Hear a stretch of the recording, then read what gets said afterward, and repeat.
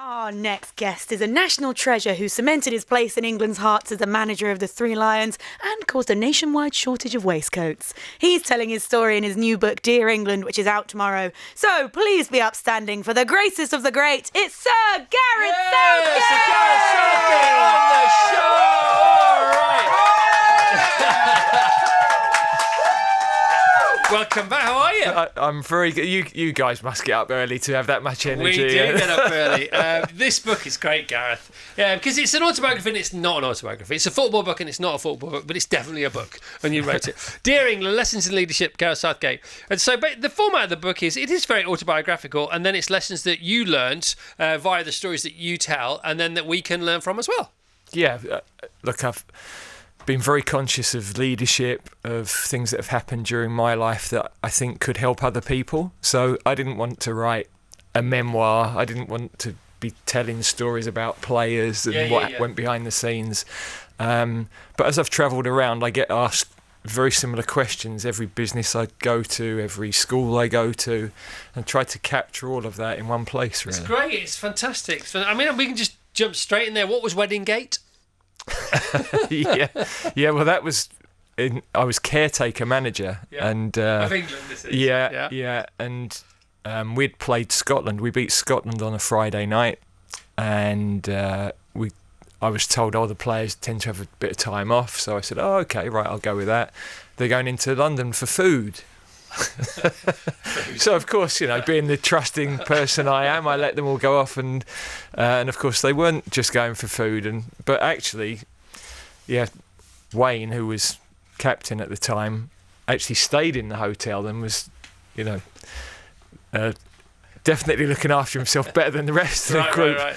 But being the person he is, he got asked, would he come and have some photos with people who are having their wedding done? Yeah. And then we're into this whole thing of a drama in the paper because, I mean, it told me a lot about where we were culturally at that point. Yeah. And how to handle the media, what you learned from NFL and hockey in America, and embrace the media, but have from your point of view, and have a 2-day event and invite them in, and then you took your own photographer to an international tournament, and the inflatable unicorns saved the day and rewrote the script. Yeah. Well, when I was playing for England, the only photographs you got were the day before a game, media come into training, all the players look serious because you think you best be on your best behaviour, look like we're serious about what we're doing here. Yeah.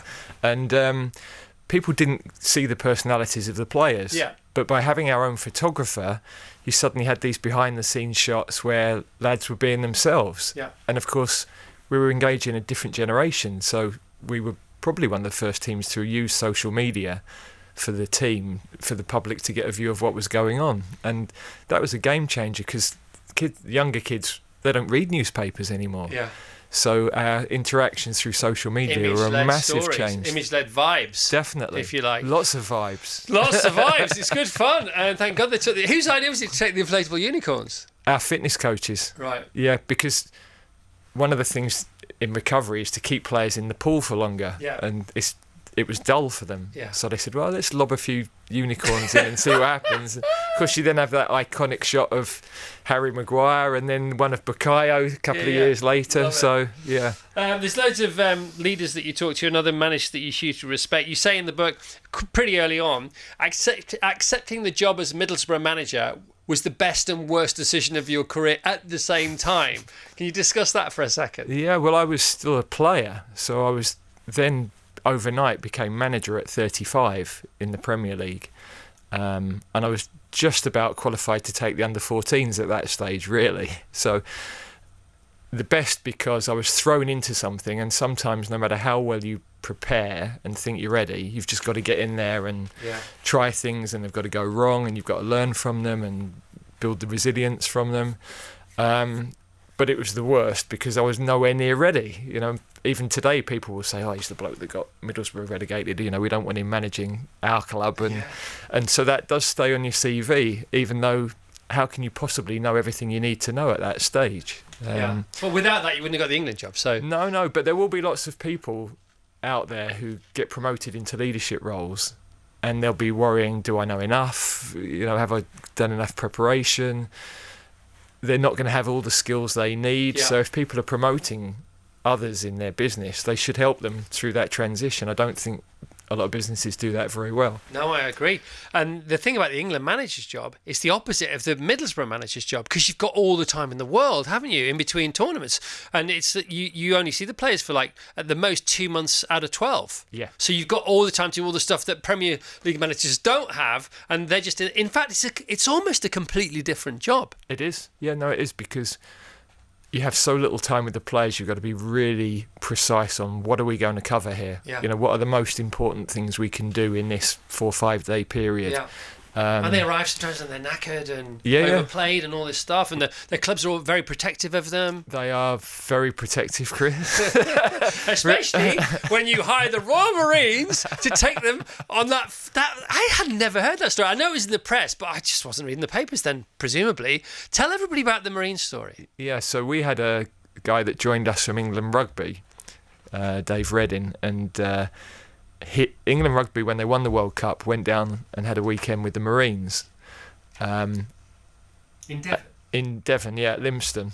And, he threw this idea onto the table, we should go. And I loved the idea. But, of course, the rugby clubs, their players aren't £50 million worth in the transfer market if they turn an ankle over. So the tariff on getting an injury or something was far worse. But it was a brilliant experience. If I look at where we are with our young people today, just things like camping out, those sorts of experiences that a lot of our lads had never done that. Yeah. And these are the sorts of things that kids are missing out on in life now. We're indoors more, kids are online. Yeah. They're not doing the sorts of things that we did. Are you calling for national service?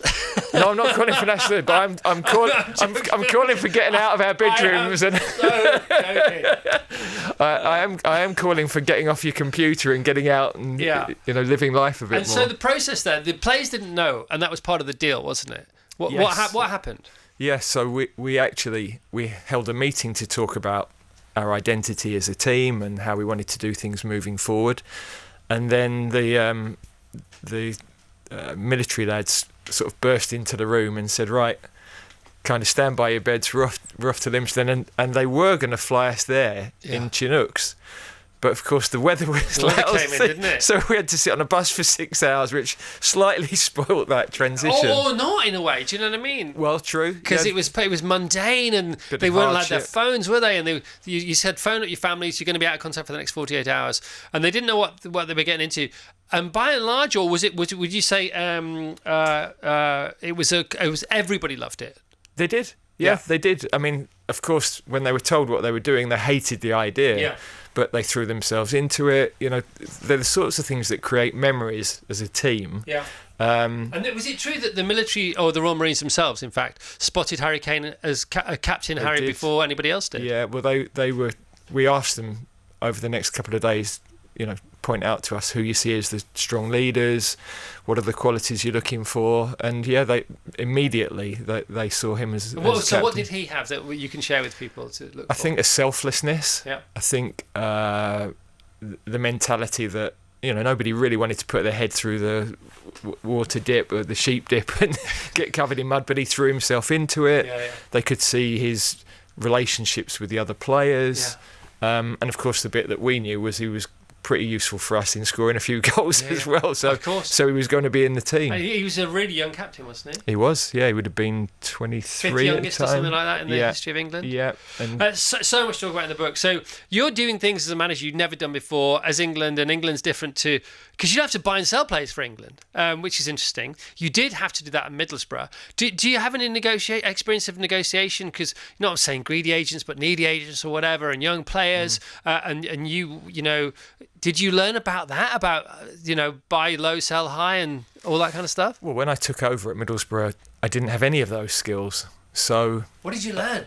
Well, line managing people, reporting up to a board. What about when you get did you get agents in front of you saying, we want this, and did you have to say, I want that, or did you consult other people? Yeah, no, I mean, we had a CEO that needed to deal with that, yeah. And would he come to you and say, how much do you want this player? And yeah, definitely. Yeah. And of course, as a young coach, you don't necessarily understand the development of a young player and how much they might be worth in a few years. What are the attributes you're looking for? You don't realise, I didn't realise at that point, the importance of character over talent, which again in life is such a critical thing. I'm sure in your industry it's not just about talent, it's the people that are prepared to do the extra yards. And it's how can people apply that talent? Some people have very little talent, but they're brilliant at applying it, which is more useful than some people's got. And you talk about that in the book a lot, don't you? Yeah. You talk about your team. You talk about it's very important to employ the right people, but it's really, really, it's more important not to employ a single wrong person. Yeah. Tell us about that. Yeah, because culture in any organisation is so important, and you need people that are going to pull together, give energy, and if you've got one bad apple in the fruit bowl, we know what happens. So you have to be tough on those decisions. I think people look at my leadership style in a certain way. It's not all about hugs and love. There are times you've got to make really big calls, and they're important for the whole group, not just for the individual. Tell us about Angry Gareth. You tried that once. Didn't go so well, did it? Well, I think I've lost my temper on more than one occasion, but what I learned at Middlesbrough. Tell us about that one game when you don't have to name any names, but no. We were playing at Old Trafford in the Cup, and I had a right go at one of our centre backs at half time because I didn't think that he'd been aggressive enough, and so he decided in the second half he'd show me his aggression, and we were down to 10 men within 5 minutes. He got so red, didn't he? He did, yeah. And that was out of character for you. Did you feel under pressure to try that as a strategy? Well, I think as a leader you've got to flex your style anyway, so there are times where you've got to be direct, you've got to lay the law down. But I think that loses impact if you're doing that all the time. Yeah, of course. So, and you've got to be authentic. People smell if you're not being yourself. Yeah. The guy who's way left of you for being sort of calm in communication would be Sven-Goran Eriksson, who was almost Zen-like, wasn't he? He was. And at the time you thought. Zen Sven, Zen-Goran Eriksson.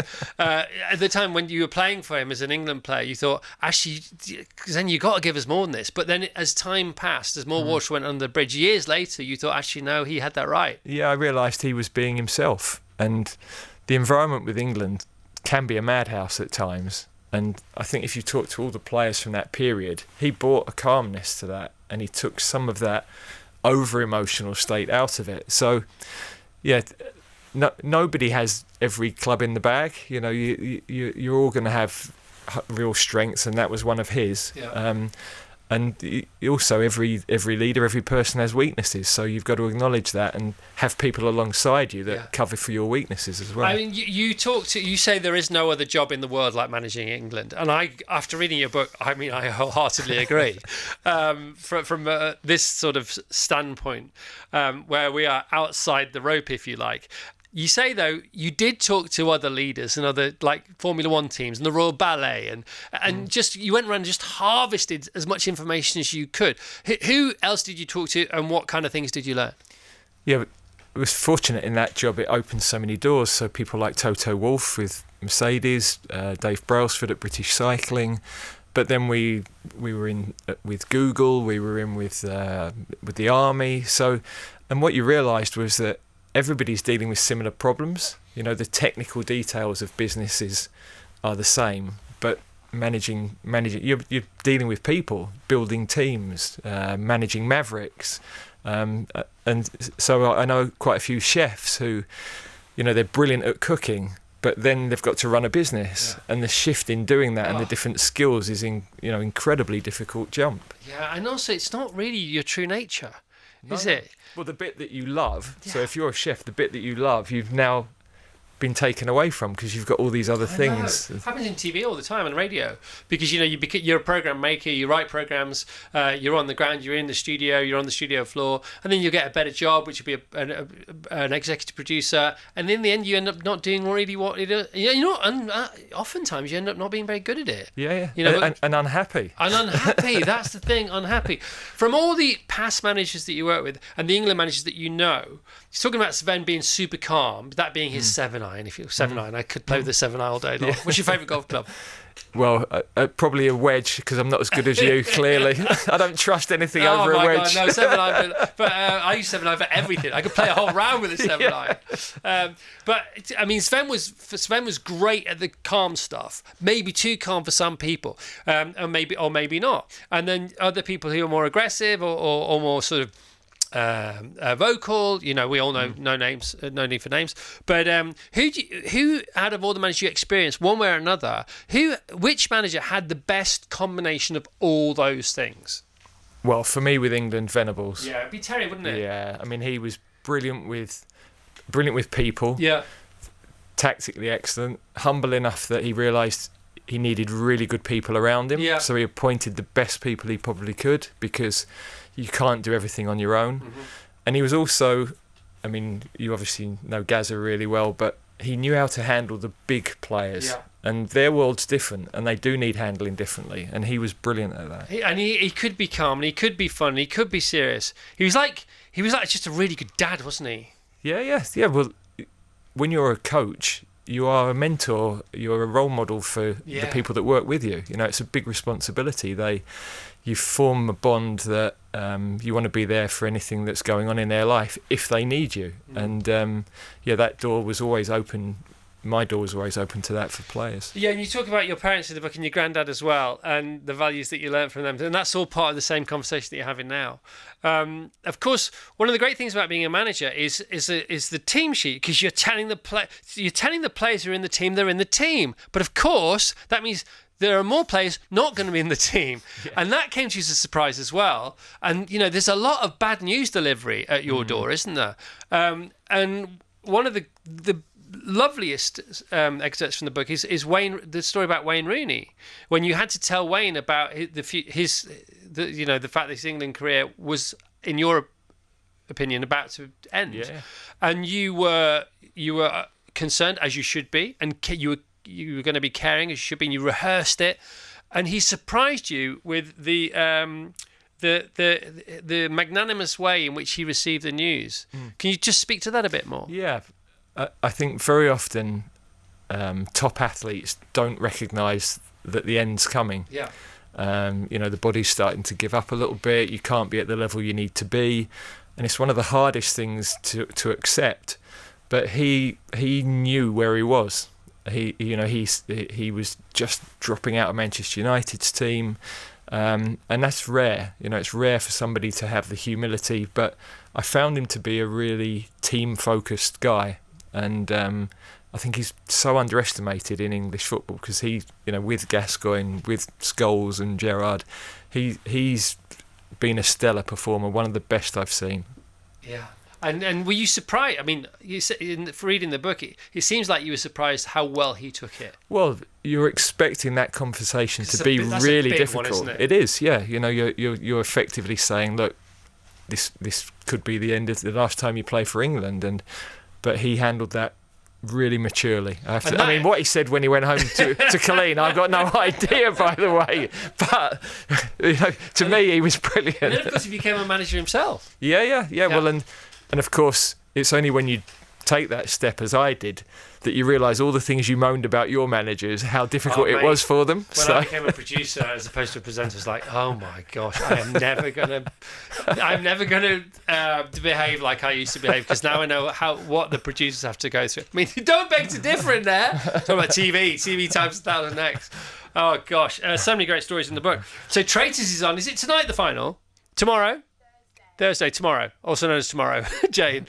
See, karma coming back to get you there, Jane. Now, you played your own version of Traitors, didn't you? We did. Well, in Qatar, Conor Cody, he was at Wolves at the time, and he introduced the game to the lads. Right. So, I mean, all 26 players were playing. They called them Wolves and Villagers, so slightly different terms. But, I mean, they loved it. I'd be going to bed at, finished all my meetings, they're still playing this game round. I can hear because the Wolves are being killed, and then come Germany, our comms team were sliding letters under people's doors, and everybody was getting involved. I have to. Mark Gurhey, who's a lovely lad, at Crystal Palace. His father's a religious pastor, and he came up to me during the tournament in Germany and said, "Gaffer, I can't. I'm a wolf. I've got to keep lying. I can't do it anymore. I can't keep lying. I'm really uncomfortable with it." Yeah. So, but it was just a brilliant. I mean, as we're seeing on television, what a great series, isn't it? Well, it's the thing brilliant. is, now I know they're putting out feelers for next year's Celebrity Traitors. I know. Right? I Have they reached out to you? They've reached out. I love it. Yes, Gareth, you've got to do it. I can't, because when I've played with the lads and the staff, I've been a hopeless traitor. Hopeless. No, but they start to swear. Yeah, because you're so honest, aren't you? That's the thing. I can't give it away. I can be a really good villager, but that's, if there's no jeopardy in when I'm going in, then you'd be the smiling assassin. You'd be the sweating assassin, wouldn't you? It's like Ole Gunnar Solskjaer, but he was the smiling assassin, wasn't he? Baby-faced assassin. Of course, you also get help when you need it from the likes of Ed Sheeran and Robbie Williams as well. Yeah, Robbie played Traitors with them. Did he actually? Qatar. Oh, he joined in, didn't he? He did. He came and he joined in. Yeah. Gareth, honestly, you can see all the notes I've made in the book. I mean, there's just too many to talk about. I mean, just too many. It's a great book. Dear England: Lessons in Leadership. Gareth Southgate, Sir Gareth Southgate. Of course, you never experienced hanging up your boots, did you? Because you went straight, as you've just said, straight from being a player at Middlesbrough at the age of 35 to managing. And the only time you've really been out of the game and experienced what players experience at the end of their playing career, regardless of what they could go on to do next, is since last year. So what's it been like the last 12 months for you? Yeah, I think if I'd been younger, that would have been far harder, because you'd have missed routine. You'd have not sure where you're heading in your life. I'm 55, so I've had 37 years in football. I'm comfortable at what's happened. It is different, and I want to think. I've been thinking about, what do I really enjoy? What are my strengths? Where might I be able to make a difference? Because the job I had, there's the football part of it, but because it's your country, there's a purpose to it as well.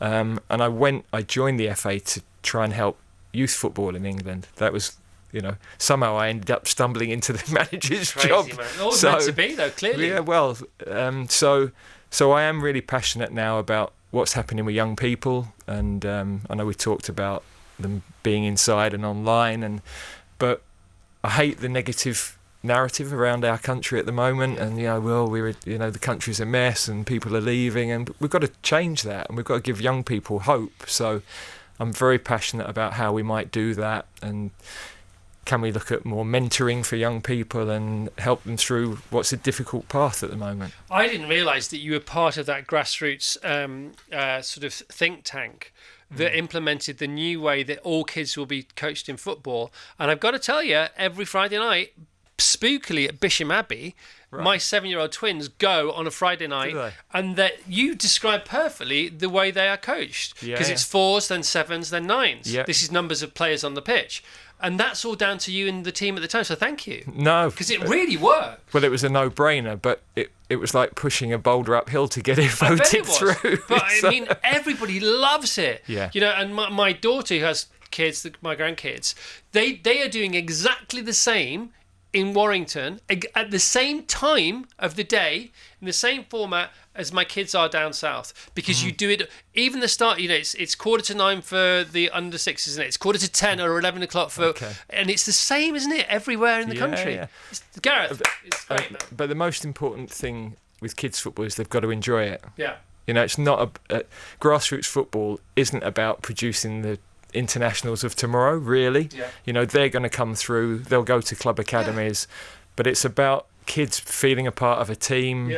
And again, the coaches at those grassroots clubs, they might be the most important people in their lives. They are like rock stars. Absolutely. We used to go to Butlins, and the Redcoats were like rock stars. Those young coaches at Bisham Abbey and across the land, those like 19, 20, 21-year-old kids, they're like gods to my children. Yeah, and they're really cool as well. One of them's got a car, the other 3 coaches come in the car with them, but they look, because they've got the right. Somebody's had a word say, make them look like they're superstars, and they do look, and therefore they act like that. That's and the brilliant. kids listen to. If I could parent for 1 second like they can teach my kids or get my kids to behave playing football, the world would be a different place. Yeah, but let's be fair. When you're a parent, your kids don't want to listen to you, so that's a fact. Don't listen to anybody but you. Sir Gareth, it's great to see you, man. Lovely to see you What again. a book. Well, round of applause for Sir Gareth Southgate. This book is tremendous. Dear England, Lessons in Leadership from Sir Gareth Southgate.